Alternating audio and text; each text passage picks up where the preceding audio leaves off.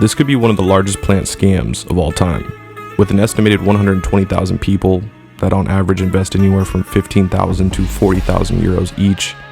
This exit scam is estimated to have lost investors anywhere from 500 to 700 million euros. When analyzing the story, we can see that in many ways, this exit Ponzi scheme was actually very sophisticated in nature. Many believe that this scheme was actually ran by elements of the Russian mafia, but we'll get to that later.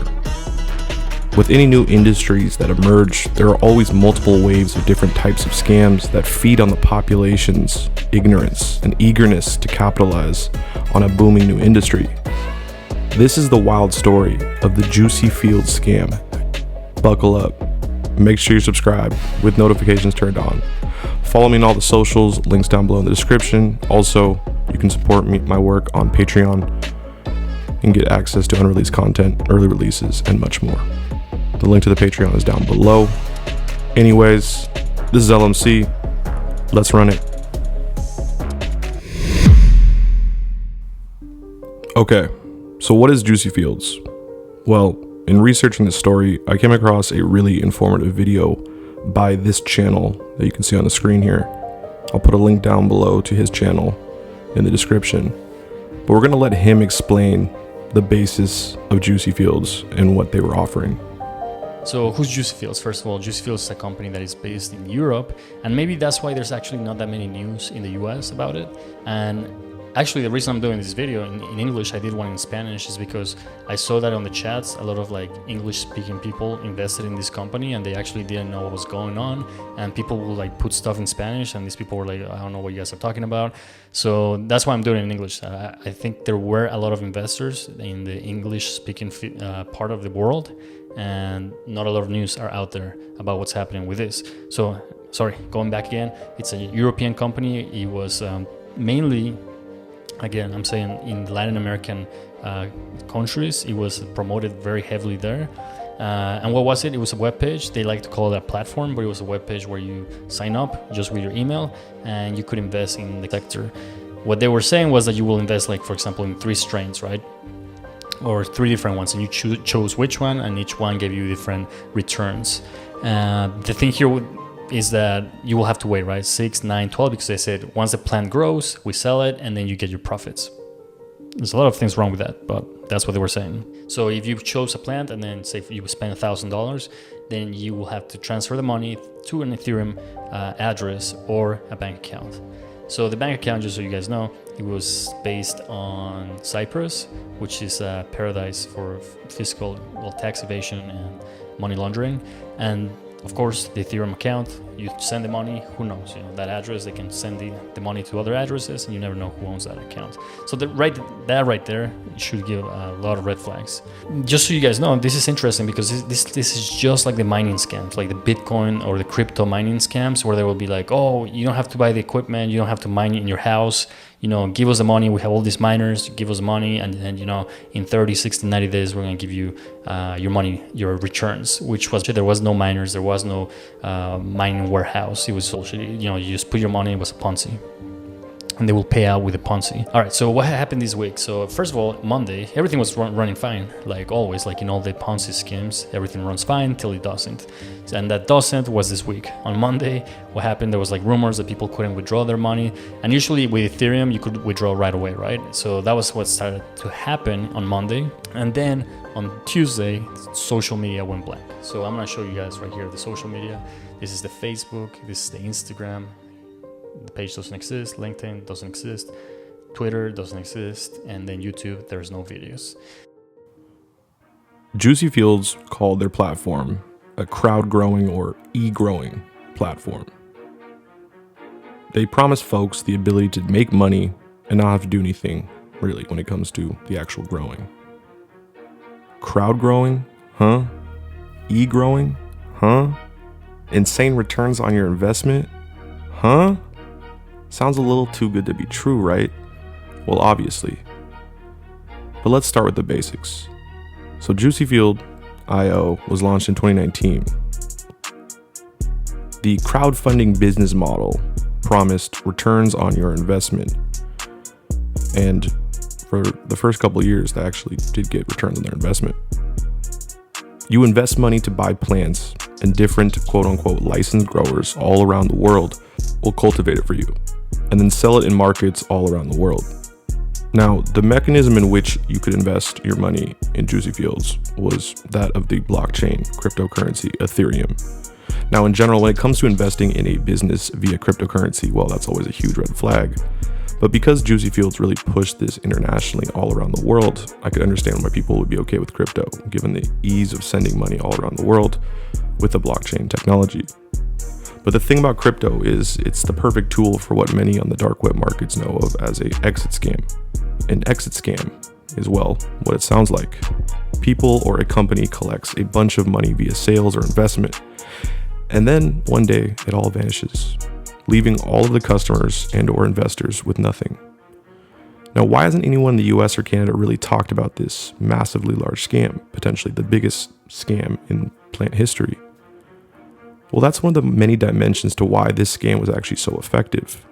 See, the people behind Juicy Fields targeted mainly European, South American, and some African countries. These three massive continents were the perfect target for Juicy Fields due to the fact that there is little to no full recreational legalization in any of these parts of the world, as well as the fact that the medical industry is just starting to ramp up in Europe and some of the countries in South America. And for folks that are watching from America, it's important to understand that the new medical markets in Europe are extremely corporatized, so getting into the industry yourself can be very hard. Like, if you think the US legal and medical industry is controlled by massive corporations now, which is kind of true in some ways, it's not even close to what they are doing over in Europe and in some countries in South America. So there's a lot of eager people all around the world that want to enter the industry somehow. And well, Juicy Fields played into this perfectly. Back in June of this year, Forbes released an article on Juicy Fields with the title of this article saying, quote, "Juicy Fields aims to make entering the industry easier with crowdfunding." Now, the next month in July, the exit scam would be carried out, and Forbes would publish a new article discussing the scam and taking down their original promotional article that Juicy Fields had paid a contributor to write. But that's the thing. Juicy Fields was really effective in getting mainstream companies and media outlets to talk about them or to associate themselves with. For example, Juicy Fields sponsored many different major expos and conventions in Europe and other places around the world. And this obviously gave them a lot of credibility and most likely a lot of new investors. Overall, there's definitely was a decent amount of money that they put into marketing. For the first 2 years or so, investors actually would receive the returns they were promised. And this is exactly what the hallmarks of a Ponzi scheme is. You need people to see they actually can make money because that's how you're going to really attract many more people, as well as gain more investment on average from every investor. And that's what Juicy Fields did. Now, before we move on, I want to thank the Pheno Hunt for supporting my content. If y'all are looking for clones delivered to you, go to clonedelivery.com and use my code LMC to get 10% off your order. Get high quality clones, high quality customer service, and thank you to the Pheno Hunt for supporting my content. And make sure to use my code LMC. Now, let's jump back into the content. So the leadership of Juicy Fields is a little confusing, and in my opinion, that's by design. We can't say this for sure, but the most likely this scam was planned out from start to finish. And with any good scam like Juicy Fields, picking the right figureheads is extremely important. So, meet Alan Glanse, the former CEO of Juicy Fields. When we look at his LinkedIn, it seems almost like it's been tailored to inspire confidence in investors and potential investors. So, he went to college in the US, and I actually have no idea where he actually is from, but he seems like he's been working in the US since he had attended college at Columbia College in the US. He seems to have an accent, but like I said, I couldn't really find anything online. If anybody knows, let me know down below in the comments. But then, Alan would then start to work at Merrill Lynch from 2003 to 2010, and then went to work at Merck. Yes, the massive big pharma company. From 2010 to 2017, he would become the Chief Business Development Officer for Merck. And I'm really not sure if we can confirm that or not. That's what it says on his LinkedIn. So like I said, take that with a grain of salt. And then in 2017, he would leave Merck and he would become the CEO of Juicy Fields from 2017 until late 2021 or early 2022. Now, Juicy Fields lied about so many things, whether it was they had partnerships with the Canopy Growth or Aurora, which they didn't. And they also just lied about a ton of other things. But one thing that Juicy Fields was claiming was that they were going to be selling the product to Big Pharma, which I don't think they were going to ever do in the first place. But in many ways, Alan Glanse was qualified for that job, or at least on paper. Now, in my opinion, Alan Glanse and many of the other figures in the leadership were merely just figureheads, right? Leaked documents that are available on many of the different Juicy Field Telegram groups suggest that Paul Pergoltz, Alex Vamir, and Vasily Kandinsky, sorry I butchered those names, were apparently the ones in control of the network. And that is alleged by the former CEO, Alan Glanse. Thank you very much, because I'm not understand what's going on. This is they hired me, I work good, after I was sick 6 months, I have a problem with the diabetic, I have a problem with infection of the leg, I'm psoriasis, right now I have a problem with, I don't know what's going on, okay? Of course, I would like to find these king people, and who, behind my back to do something else. The people supposed to understand the press, the public publish is not just it's a sometimes it's a fake. Okay, if some people tell me that I'm a millionaire, okay, it's not true. Okay, of course the real owners, okay, the Paul and somebody else, okay. I don't know, there's the people. You're right, this is the real the people who invite me, and I saw some 5 times around the 2 years. Right.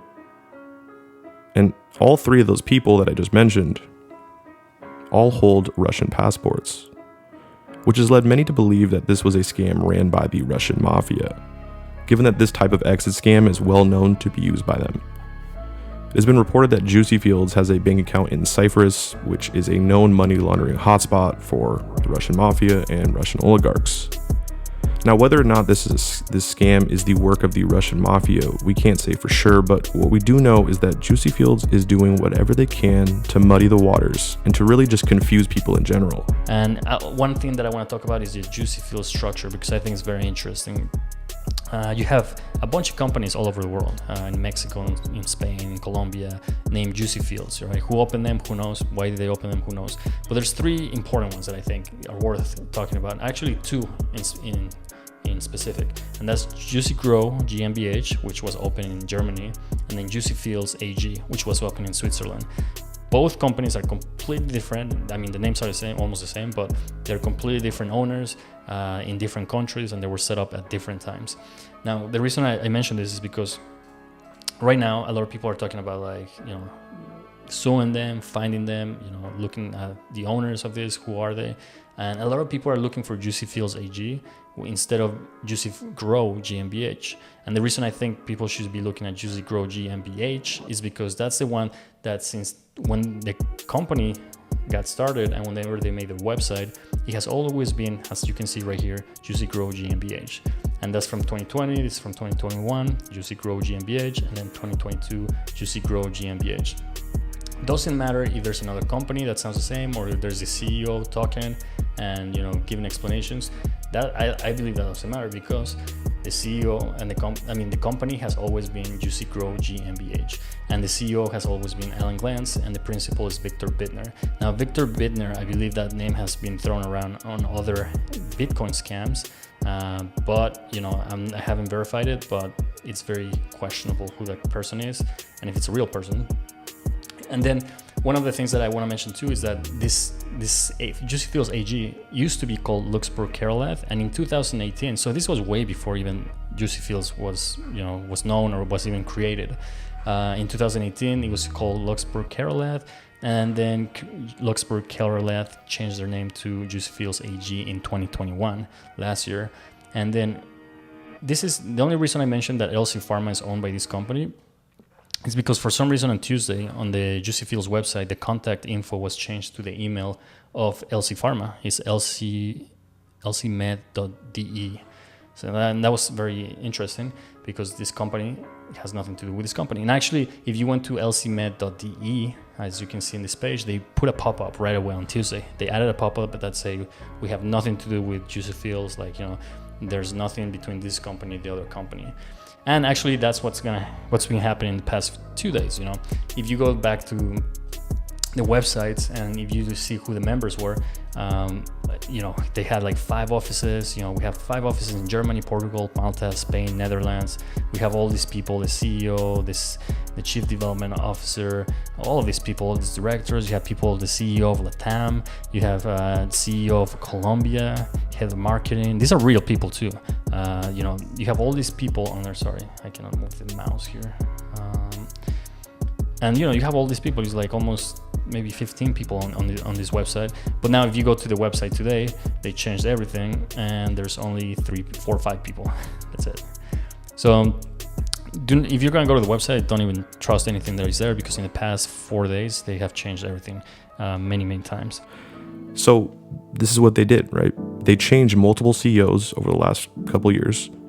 They have moved their headquarters from Berlin to Amsterdam, and they have multiple different representatives that have talked for the company and then disappeared after this news came out last month.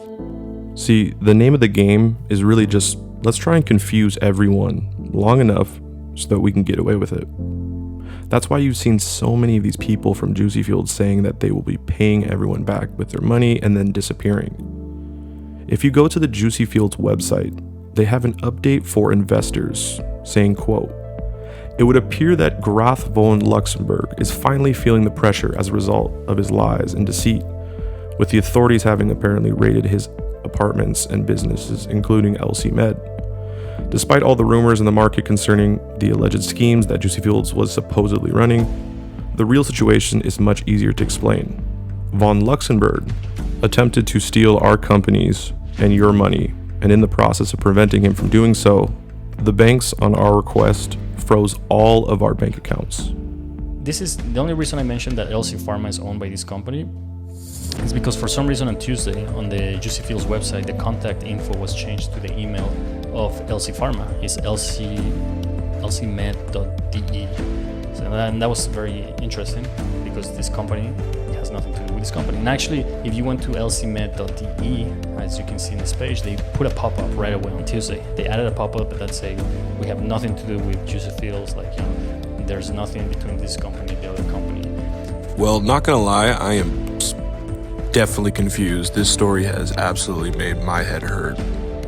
But I will say, from an analysis standpoint, I do think that one of the tactics for overall confusing everyone is to create these inner fights between different groups involved with Juicy Field, right? It's confusing. Now, this update that is available on their website continues on for another 8 or 9 paragraphs. They even show a diagram of how they will be paying people back. And they also list like 20 different links of fake accounts that you should make sure to avoid them, or that's what they're saying. And they also say at the end that they will be able to refund everyone by next year, which in my opinion is all literally a lie. The chances that these people behind the Juicy Fields scam and the ones who wrote that update on their website are the same people that created all of those fake accounts are pretty high. Like I said, the name of the game is all about confusing everyone by changing locations, by changing leadership, but most of all by giving investors little bits of hope that they can get their money back. Now, there's a couple class action lawsuits that have been filed, and I think that's still underway. And there's been different European countries like Spain and Germany which have started to investigate them. But Juicy Fields has done a pretty good job of muddying the waters. There are now multiple companies called Juicy Fields operating in different countries in Europe. And in my opinion, that's just been done to add another layer of confusion and just confuse everyone, right? The Juicy Fields story is a great example of what happens in any new emerging market. Lack of education and the extreme eagerness of so many trying to capitalize on this new industry is the perfect conditions for scams like this. Not to mention that because cryptocurrencies aren't really regulated fully by governments yet, the ability to exit scam is pretty damn easy. The Juicy Fields debacle is most likely the largest plant scam in European history, and I truly feel bad for the tens of thousands of investors that lost so much of their money. I mean, while researching this story, I saw multiple people talking about how they had lost their entire life savings from this. I hope some of those people can get at least some of the money back, but I don't know. The chances of that happening seem kind of slim to me. Anyways, overall, this is still a developing story. There are definitely many components to the story that I didn't necessarily touch on, and I highly recommend y'all go and research on your own if you're interested. Anyways, I want to thank the Pheno Hunt for supporting my content. If y'all are looking for clones delivered to you, go to clonedelivery.com and use my code LMC to get 10% off. Get high quality clones, high quality customer service, and thank you to the Pheno Hunt for supporting my content, and make sure to use my code LMC. Anyways, if you like this video, make sure to subscribe with notifications turned on. Comment down below. Share this if you want to support me on Patreon. The link is also down below in the description, as well as my social medias. Anyways, this is LMC signing out. Yay!